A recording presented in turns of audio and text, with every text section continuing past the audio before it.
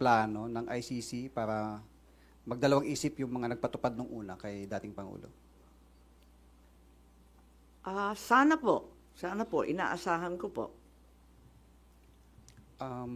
Kailan po kaya yung Tignan pagsasampa ng natin, reklamo? tignan natin kung anong magagawa. Ito lang yung mula sa amin, sa findings, ito ang lumilitaw at saka si Justice Ascona, sabi niya, may labag talaga sa ating saligang batas, sa ating mga batas na pinaiiral at kinakailangan managot yung naglabag.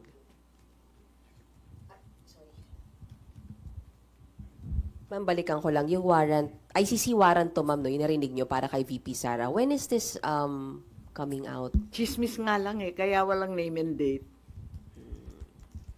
Ma'am, yung further findings nyo, does it need yung approval po ng committee members? Yes, hindi to committee report hindi ako kukunwari na committee report to. We are not in session, we're in recess.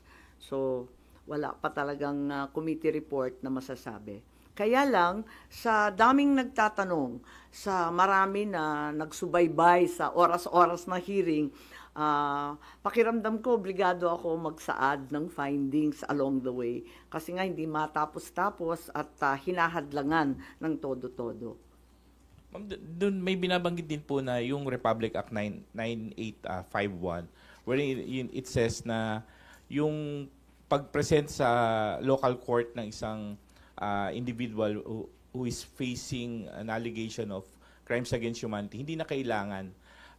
The government, although the term used was may surrender yung individual niya, do you think it's enough doon sa nangyari kay former president? Sa bagay na yan, sa palagay ko, ang Senado kasama ng Kongreso maaring magbago ng batas at liwanagan yung Article 17 nung 9851 kasi hindi maliwanag doon, parang natanggal sa proseso ng pagpipinal. Nakita ko yun, maliwanag yung surrender, maliwanag yung alin yung extradition. Maliwanag na yung surrender ay para sa dayuhan lamang. Pero, dun sa final version mukhang na-edit, kaya maari natin tignan yan dahil ang purpose ng investigation sa Senado ay talagang in aid of legislation.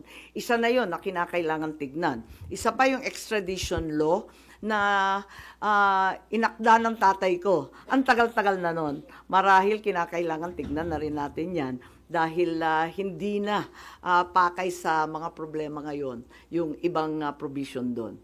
Since it's not yet amended yung binanggit niyo po na Section 17, that's still existing. Hindi po ba enough to justify what happened during yung March 11 arrest? Kapag hindi maliwanag ang isang bagay, binabalikan yung debate sa Senado, yung transcript at saka yung contextual analysis ng mga pahayag ng ipinasa, rinipaso yan. At maliwanag dun sa original na talagang yung surrender ay para sa dayuhan lamang.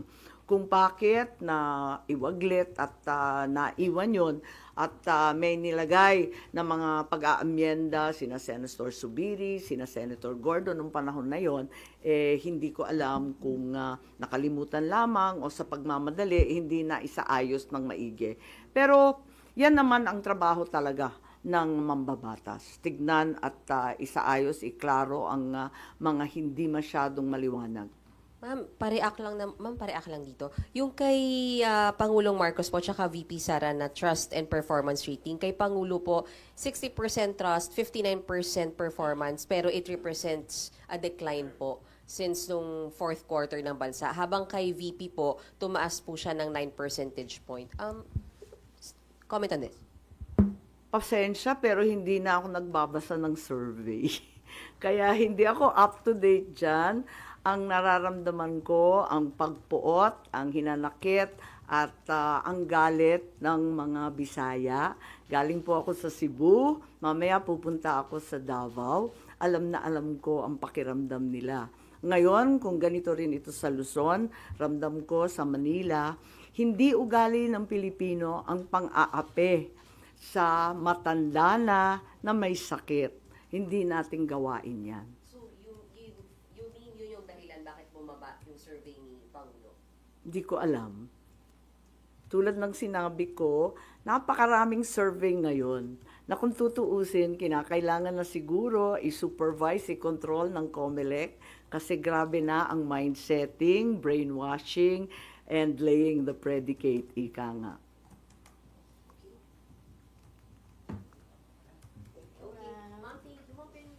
Thank you so much. I have a longer report of 26 pages. I think it's available. We also have USBs of the Tagalog statement, as well as the graphic version of the timeline. And I can also provide that video that we received. Yung opening statement yung sana. What I read, ay yung Tagalog. Opo, nandito. Okay lang. O, sige. Pero may soft copy ba kayo? Hindi ko alam. Meron.